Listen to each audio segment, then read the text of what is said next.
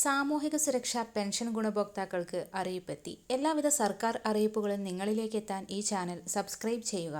2025 വർഷത്തിലെ വാർഷിക മസ്റ്ററിംഗ് ആരംഭിക്കുകയാണ്. ജൂൺ 25 മുതൽ ഓഗസ്റ്റ് 24 വരെയാണ് സമയം അനുവദിച്ചിട്ടുള്ളത്. ഇത് സംബന്ധിച്ച സർക്കാർ ഉത്തരവ് നേരത്തെ തന്നെ പുറത്തിറങ്ങിയിരുന്നു.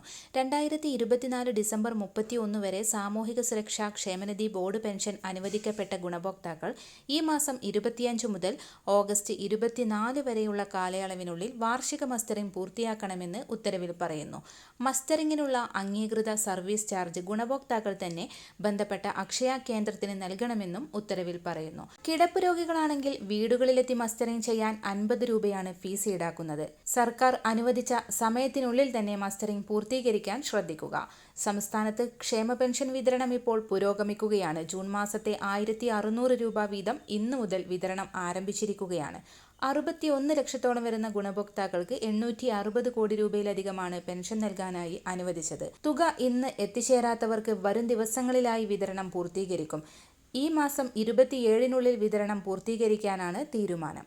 ഇനി 2 മാസത്തെ ഗഡു മാത്രമാണ് അവശേഷിക്കുന്നത്. അത് വരുന്ന തദ്ദേശ തിരഞ്ഞെടുപ്പുകൾക്ക് മുന്നോടിയായി വിതരണം പൂർത്തീകരിക്കാനാണ് സർക്കാരിന്റെ തീരുമാനം. എല്ലാവിധ സർക്കാർ അറിയിപ്പുകളും തുടർന്നും നിങ്ങളിലേക്ക് എത്താൻ ഈ ചാനൽ സബ്സ്ക്രൈബ് ചെയ്യുക.